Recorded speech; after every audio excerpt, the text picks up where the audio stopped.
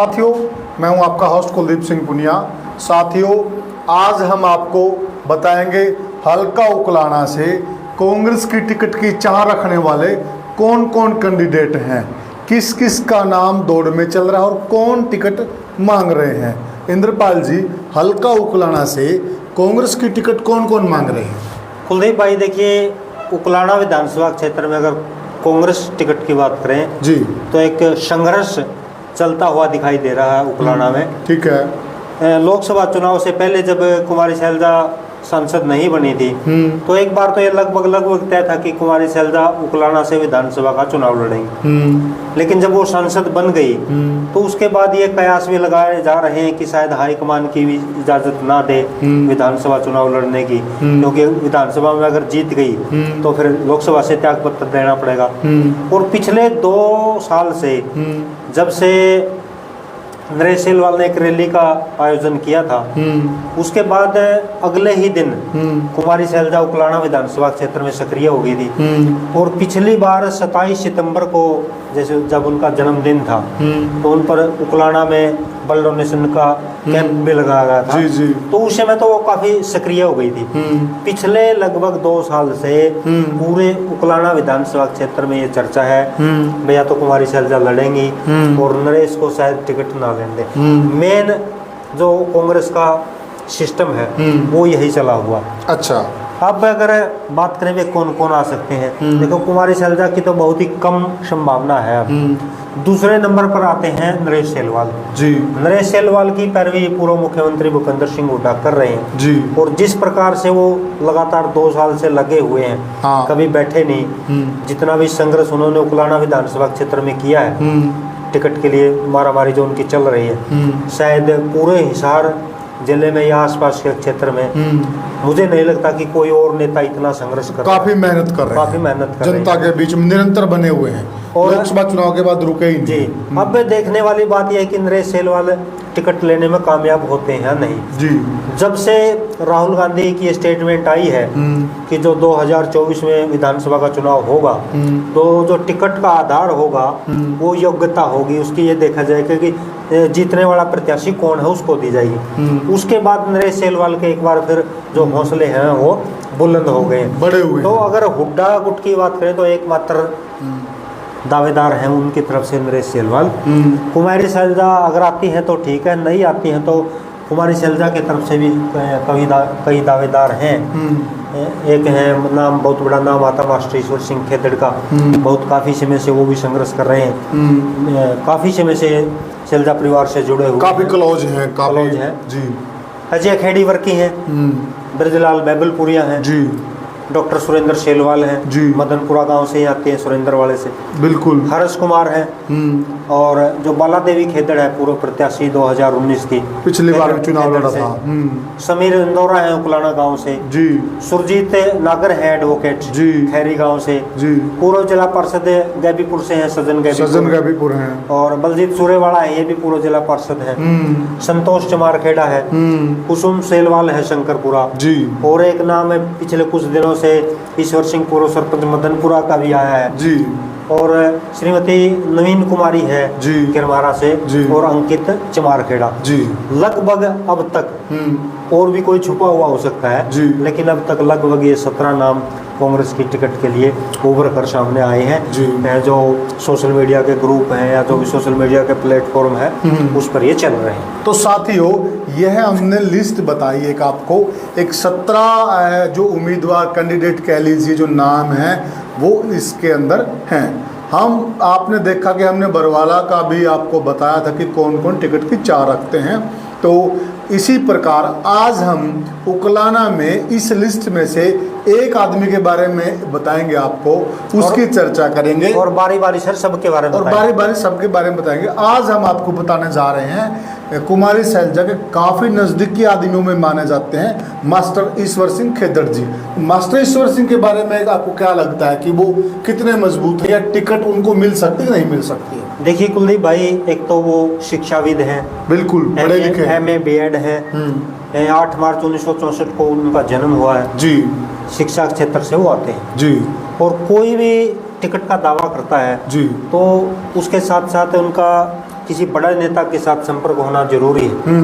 तो अगर सबसे पहले तो बात अगर खेदड़ की ही कर लें, क्योंकि किसी भी टिकटार्थी का अगर दावा बनता है तो वो गांव के साथ बनता है, और ये भी देखा जाता है कि उसका गांव कितना है, कितने मतदाता उसके गांव में हैं, और उस गांव में उस प्रत्याशी का क्या रसूख है।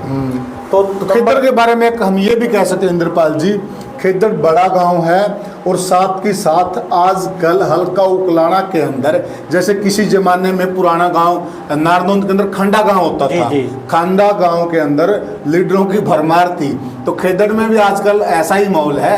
पिछले चुनाव से मतलब चर्चाओं में आया, क्योंकि 2 टिकट आ गई थी जी, बाला देवी खेदड़ कांग्रेस की और आशा खेदड़ बीजेपी की। और इसके साथ जैसे कांग्रेस की अगर बात करें तो सितंदर शरण भी हैं, जिला अध्यक्ष हैं यूथ कांग्रेस के, और जो शेरू सरपंच है वो भी काफी सक्रिय रहते हैं, कलीराम खेदड़। तो सबसे पहले तो यह कि जो खेदड़ गांव है चर्चाओं में रहने वाला गांव है, राजनीतिक गांव है। खेदड़ और ईसरहेड़ी एक ही गांव है। अगर इनके वोटों की बात करें तो सबसे बड़ी बात तो यह है कि 9084 वोट इन दोनों गांव में हैं।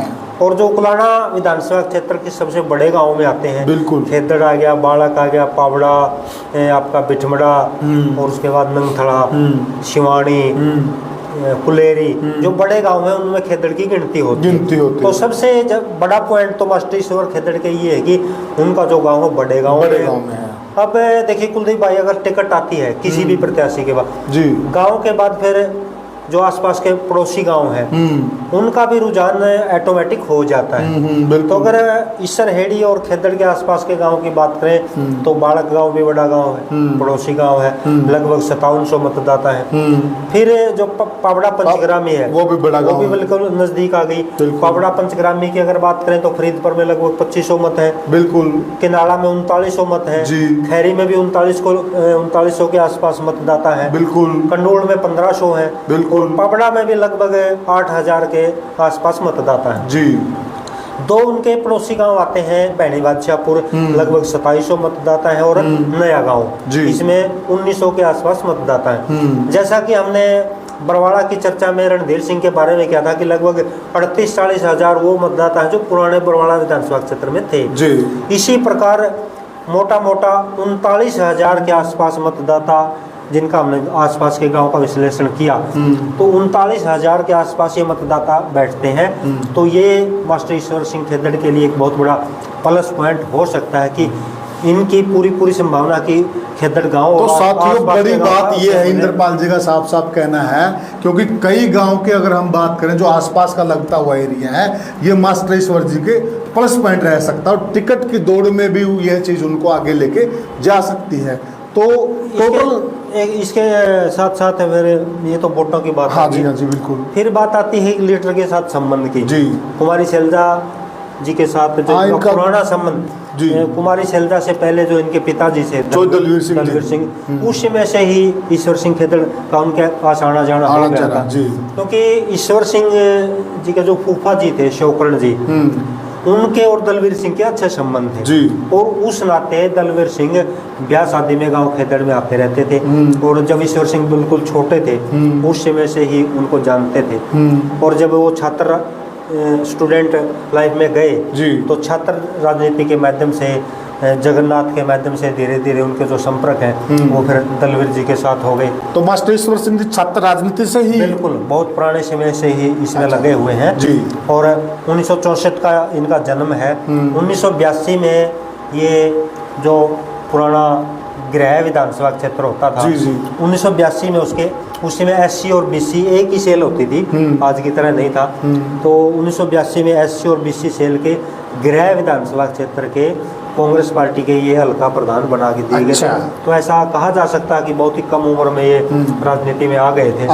तो दलवीर सिंह की जब मृत्यु हो गई और उसके बाद जब सिरसा में उपचुनाव हुआ लोकसभा का, तो कुमारी शैलजा ने वो चुनाव लड़ा, तो वहाँ भी इन्होंने काम किया, और उसी समय से ये कुमारी शैलजा के संपर्क में आ गए।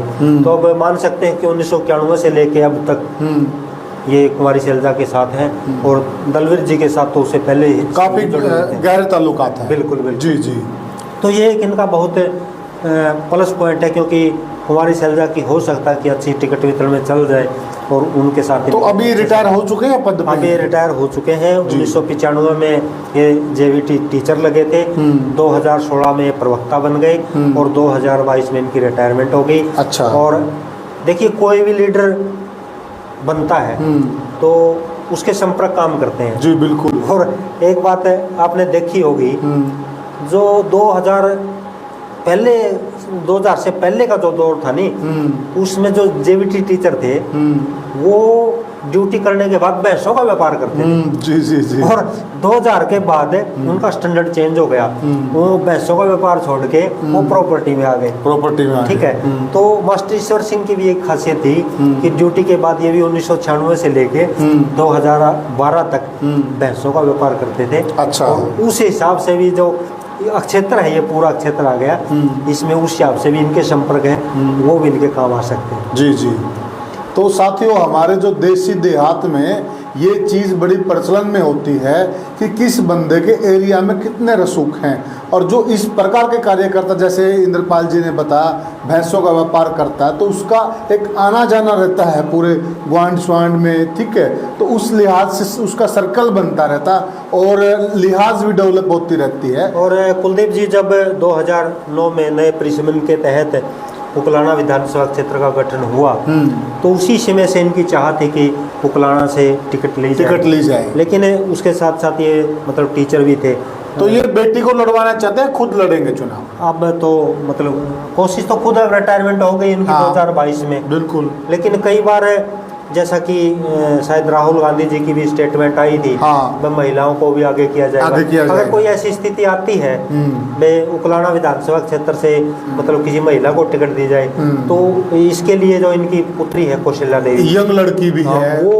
अपने उनको साथ रखते हैं, उनके भी संपर्क अच्छे हैं। तो मेन तो इन्हीं का है, लेकिन अगर कोई समीकरण बनता तो उनका भी हो जाता, उनको भी लड़वा जा सकता। 2009 में भी इन्होंने कोशिश की, 14 में भी कोशिश की। 14 में तो जैसे फिर नरेश सेलवाल 9 में बन गए थे और वर्तमान विधायक थे 14 में, तो उस हिसाब से नरेश की टिकट बनती थी।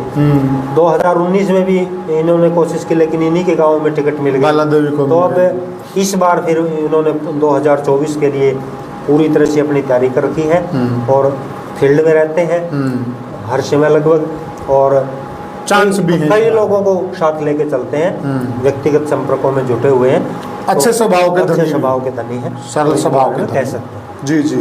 तो ये तो बात हुई मास्टर ईश्वर सिंह जी की। मास्टर ईश्वर सिंह जी कोई दो राय नहीं, एक अच्छा चेहरा है।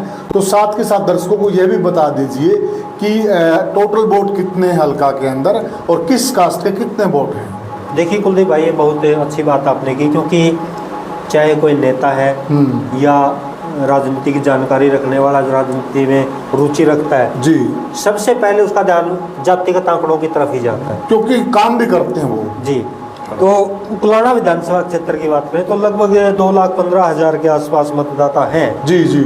और उकलाना विधानसभा क्षेत्र को एक तौर से पूरे तौर पर जाट बाहुल्य हल्का हम कह सकते हैं, क्योंकि 1,03,000 के आसपास मतदाता जाट बिरादरी के हैं जी। इसके बाद सामान्य श्रेणी की अगर बात करें तो ब्राह्मण बिरादरी के देखें तो 8869, बनिया बिरादरी के 6678, बिश्नोई के 9899 और पंजाबी बिरादरी के 5496 मत इसमें आते हैं जी। इसके बाद अगर चमार बिरादरी की बात करें तो लगभग 30,000 मतदाता हैं और इसके बाद दानक ओड और वाल्मीकि ये लगभग आप मान सकते हैं कि 10,000 है।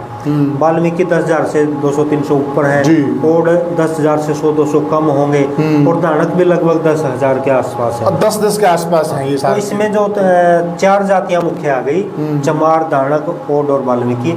चमार के काफी हैं, लगभग 30,000, दानक, ओड और वाल्मीकि मोटे तौर पर 10,000 वोट्स में मान सकते हैं। कुम्हार बिरादरी के भी अच्छे मतदाता 15,000 के आसपास है। खाती बिरादरी के 5483, लाई 2659, दर्जी 1700 और लुहार हैं जो 2437 मतदाता। ये जो आंकड़े हैं जो 2024 में लोकसभा का चुनाव हुआ है उसके ये आंकड़े जी। तो साथियों, आज हमने चर्चा की मास्टर ईश्वर सिंह जी की। मास्टर ईश्वर सिंह जी बहुत पुराना नाम है क्षेत्र के अंदर। कुमारी शैलजा के काफ़ी नज़दीक आदमियों में उनकी गिनती होती है और टिकट की दौड़ में वो पहले भी रहे हैं, इस बार भी वो प्रबल दावेदार हैं।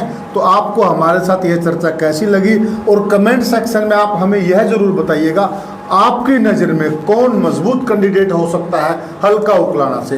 राम राम।